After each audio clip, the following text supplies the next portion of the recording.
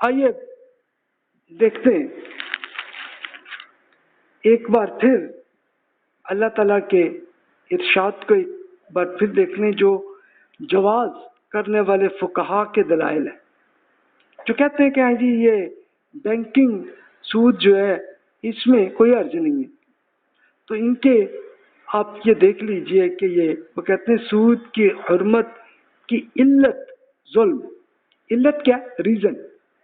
یہ علت ایک ٹرمینالوجی ہے فقہ کی، تو علت کا مطلب ہوتا ہے ریزن، کس بیس پہ یہ بات ہے۔ تو ان کا کہ جی سود کو اللہ تعالیٰ نے حرام اس لیے کیا کہ یہ ظلم ہے، اس کے لیے وہ قرآن مجید کی اسی آیت سے وہ اپنی دلیل پیش کرتے ہیں۔ تب یہ دیکھیے ان کی دلیل یہ ہے، اللہ تعالیٰ کے ارشاد ہے بسم اللہ الرحمن الرحیم یا ایھا الذین آمنوا اتقوا اللہ وذروا ما بقی من الربا ان کنتم مؤمنین فإن لم تفعلوا فأذنوا بحرب من اللہ ورسولہ وإن تبتم فلکم رؤوس اموالکم لا یظلمون ولا تظلمون۔ اہل ایمان اگر واقعی آپ مومن ہیں تو اللہ سے ڈریں اور باقی ربا چھوڑ دیجئے، جتنا باقی رہ گیا چھوڑ دیں۔ اگر آپ ایسا نہیں کریں گے تو پھر اللہ اور اس کے رسول کے ساتھ جنگ کے لیے تیار ہو جائیں۔ اگر آپ توبہ کر لیں تو آپ کے لیے آپ کا اصل سرمایہ جو آپ کا پرنسپل ہے وہ آپ کے لیے جائز ہے، یہ نہ تم کسی پر ظلم کرو اور نہ تم پر ظلم کیا جائے۔ تب اسکالرز نے یہ سوچا کہ جناب وہ مہاجن سود میں تو بڑا ظلم ہوتا رہا ہے، بینک والے ظلم نہیں کر رہے اس لیے ٹھیک ہے۔ اب مہاجن سود اس طرح ہوتا ہے، یہ اس کے لیے وہ دلیل اس سورہ آل عمران کی بھی آپ پڑھ چکے ہیں پچھلے لیکچر میں۔ فرمایا یا ایھا الذین آمنوا لا تأکلوا الربا اضعافا مضاعفۃ واتقوا اللہ لعلکم تفلحون۔ اہل ایمان ربا کو دگنا چگنا کر کے نہ کھانا، اللہ سے ڈرو تاکہ تم کامیاب ہو۔ تو اب جن اسکالرز نے یہ سوچا کہ بینکنگ میں جناب وہاں پہ ظلم نہیں ہے، اور یہ جو دگنا چگنا والا ہے نا کہ یہ مہاجن سود اسی طرح ہی کرتے ہوتے تھے کہ ڈیلی بیسس پہ ہی اتنا انٹرسٹ وہ بڑھائے جاتے ہوتے تھے، اس طرح آپ کی زمین اور گھر اور اس سے آگے چڑھ کے آپ کے بیٹے بیٹیوں کو بھی اغوا کر لیتے تھے، تو جناب یہ سب کچھ وہ کرتے ہوتے تھے۔ تو بینک والے یہ نہیں کر رہے، اس لیے جناب یہ جائز ہے۔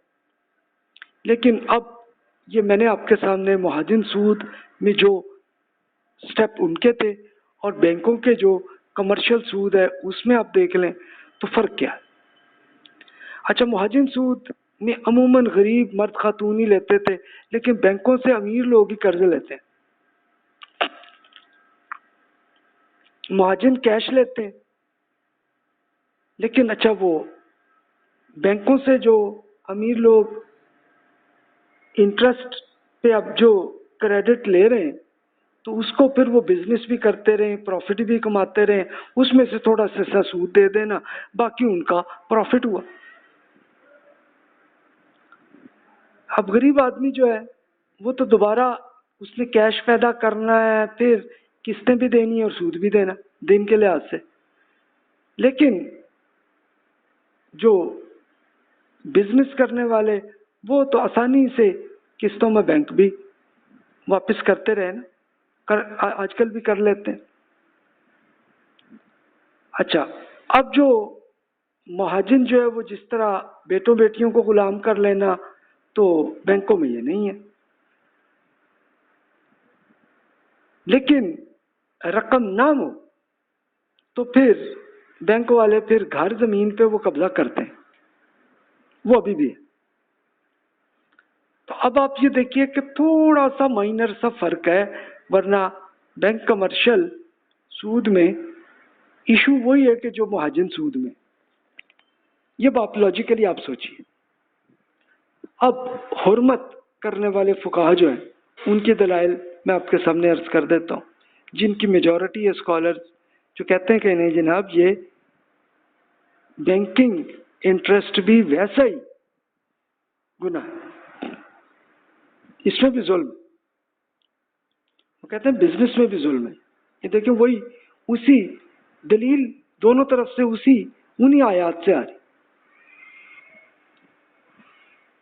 اب یہ جو سورہ آل عمران والی آیت ہے تو اس میں یہ جو ہے نا کہ دگنا چگنا کر کے نہ کھاؤ، تو اس کی اسکالرز نے کہا کہ دیکھیں کہ یہ زبان کے لحاظ سے آپ پڑھیے، اس میں یہ مراد نہیں ہے کہ آپ ڈبل اور ٹربل اور اس سے زیادہ وہ کرنا مراد نہیں ہے، بلکہ اس کی ایک نفرت کی شکل بیان فرمائی گئی. یعنی یہ نہیں کہ آپ تھوڑے لے لو تو جناب ٹھیک ہے، ایسی بات نہیں، بلکہ سود چاہے زیادہ ہو یا کم ہو، ہے دونوں صورت میں گندی چیز ہے. اس کے لیے آپ ایگزامپل سے وہی قیاس میں دیکھیے، آپ یوں چیک کر سکتے ہیں کہ یہ آپ یہ دیکھ لیجئے کہ جیسے پیشاب ہے یا پخانہ ہے، گندی چیز ہے نا. تو اگر پیشاب ایک بہت بڑی بوتل میں تو بہت ہی گندا، لیکن اس کا اگر معمولی سا ایک آپ کے کپ میں اگر تھوڑا سا پڑا ہوا ہے تو کیا وہ ٹھیک ہوگا؟ پی لیں؟ کیا خیال ہے؟ میرا خیال ہے آپ کا فتویٰ تو یہی رہے گا کہ جناب یہ بھی گندی چیز ہی ہے. تو دیکھیے سیم سود بھی یہی چیز، چاہے وہ 1 ہو، چاہے وہ 10 ہو، چاہے 100 ہو، 1000 ہو، ہر صورت میں ہے گندگی. اب عربی تاریخ کو پڑھیے تو وہاں سے ہمیں یہ ایک پورا سینیریو سمجھ میں آ جاتا ہے ان آیات کا مطلب. دیگر قبائل کے امیر لوگ یہ قریش میں انویسٹمنٹ کرتے تھے. اب یہ کیوں ہوا؟ یہ رسول اللہ صلی اللہ علیہ وسلم سے 100 سال پہلے کا ایک زمانہ تھا، اس میں بزنس آسان نہیں تھا. اچھا، قریش جو رسول اللہ صلی اللہ علیہ وسلم ہی کا قبیلہ تھا جو مکہ مکرمہ کے تھے، تو وہ فائنینشلی پرابلمز میں تھے. تو اس زمانے میں رسول اللہ صلی اللہ علیہ وسلم کے پردادا جناب ہاشم صاحب نے وہ اپنے قریش والوں کو کہا کہ بھائی تم لوگ پرابلم میں ہو تو یہ کیوں نہیں کرتے، کیا ہم بزنس اس طرح کرتے ہیں کہ ہم سارے چلتے ہیں فلسطین میں، وہاں سے چیزیں ہم پرچیز کریں گے اور پورے عرب میں ہم بیچتے ہوئے جا کے یمن میں ہم پہنچ جائیں گے، پھر یمن سے ہم پرچیز کر لیں گے چیزیں، پھر اسی طرح عرب ملکوں میں بیچتے ہوئے جا کے فلسطین میں بیچ لیں گے. اچھا، اور کیوں؟ اس کی ریزن یہ تھی کہ یمن ایک ان کی جو بندرگاہ تھی، پوری چائنا، انڈیا، افریقہ کی چیزیں وہاں آ رہی ہوتی تھی کہ بھی ہم وہاں سے لیں گے اور پورے عرب میں بھی بیچیں گے اور آگے جا کے جو بھی ہوگا بچت جا کے فلسطین میں بیچیں گے، اس لیے کہ وہیں سے وہی ٹرانزیکشن لے کے پوری یورپ میں چلی جائیں گی. سیم اسی طرح یورپ کی جتنی ٹرانزیکشنز ہیں وہ فلسطین میں اویلیبل ہوتی تھی، وہاں سے ہم لیں گے اور اس طرح بیچ لیں گے. تو اب وہ قریش والوں نے کہا جناب مسئلہ یہ ہے کہ ہم سفر پہ جائیں گے تو رستے میں جس قبیلے کا بھی رستہ آئے گا نا وہ ہمیں پکڑ لیں گے، ہر چیز چھین لیں گے. تو ہاشم صاحب نے انہیں سمجھایا کہ نہیں بھی آپ کو نہیں کہیں گے اور سب کا کر لیتے ہیں، آپ کو نہیں کریں گے کیونکہ آپ لوگ کعبہ شریف کو آپ اسی کی خدمت کر رہے ہیں، تو اس لیے آپ پہ وہ عزت کرتے ہیں، آپ پہ محبت کرتے ہیں، آپ کا نہیں کریں گے. تو کچھ عربوں نے، کچھ قریشی مان گئے، وہ ہاشم صاحب کے ساتھ چلے گئے اور دیکھا کہ صحیح ہو گیا بزنس. اور پھر یوں کہہ لیجئے کہ پورے عرب کے اندر سب سے بڑا بزنس کا مرکز بن گیا مکہ مکرمہ، کہ وہ پورا فلسطین سے لے کے یمن تک، یمن سے لے کے پھر فلسطین تک سفر کرنے لگے. اسی کا ذکر ہے جو سورۃ القریش میں اتنا تھا. اچھا، جب یہ آیا معاملہ تو دیگر قبیلے کے جو امیر لوگوں تھے ان کو آیا کہنا یار ہم لوگ نہیں کر پاتے اس لیے کہ رستے میں اور قبیلے جو آتے ہیں ہمیں چھین لیتے ہیں. تو انہوں نے قریش والوں کو کہا یار ہم لوگ حج کے لیے آتے ہیں مکہ میں تو تمہیں ہم کیش دے دیتے ہیں، تم لے جا کے انویسٹمنٹ کرو بزنس.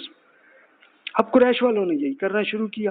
اب کیا وہ اور کیش آ گیا، کیش کو لے کے جناب انویسٹ کرتے ہوئے اب وہ سود کی شکل میں ہی دوسرے قبیلے والوں کو واپس دے دینا اور باقی پروفٹ پورا قریش کے ہاتھ میں آ جانا.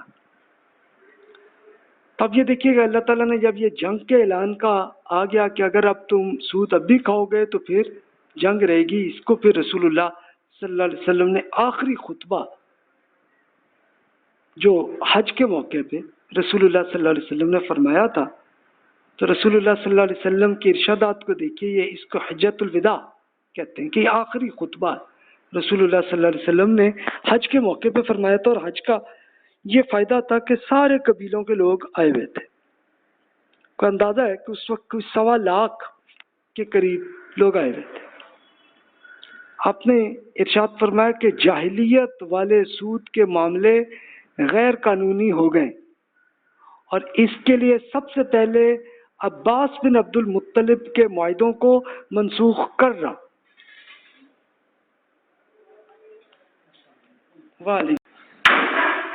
اب آپ یہ دیکھیے کہ رسول اللہ صلی اللہ علیہ وسلم کے ارشاد کو دیکھیے کہ آپ نے یہ عباس بن عبد المطلب سے سٹارٹ کیا، کینسل کیا اس کو. اور یہ کون تھے؟ یہ عباس رضی اللہ عنہ رسول اللہ صلی اللہ علیہ وسلم کے چچا تھے. اور عباس رضی اللہ عنہ ایمان تو بہت عرصہ پہلے لا چکے تھے، لیکن انہوں نے اعلان نہیں کیا تھا. وہ ایون ہجرت کر کے بھی مدینہ نہیں آئے تھے. جس وقت رسول اللہ صلی اللہ علیہ وسلم نے مکہ فتح کیا تھا تو اس وقت عباس رضی اللہ عنہ کا ایمان کا اعلان آ گیا تھا. تو اب رسول اللہ صلی اللہ علیہ وسلم نے اس ایکشن کا یہ کیا کہ پہلے اپنی فیملی سے اپنے امپلیمنٹ کیا. اچھا، وہ یہ جو جنگ ہونی تھی، جنگ کیا تھا؟ ایک پولیس ایکشن ہونا تھا، وہ ہوا نہیں، اس لیے کہ سارے کے سارے عرب قبائل کے لوگ ایمان لا چکے تھے، اور ان کو یہ پتہ چلا کہ یار رسول اللہ صلی اللہ علیہ وسلم تو اپنی فیملی سے ہی اس کو ختم کر رہے ہیں. تو پھر انہوں نے کہا ہم بھی یار ختم کرتے ہیں. سب نے ختم کر دیا اس کو.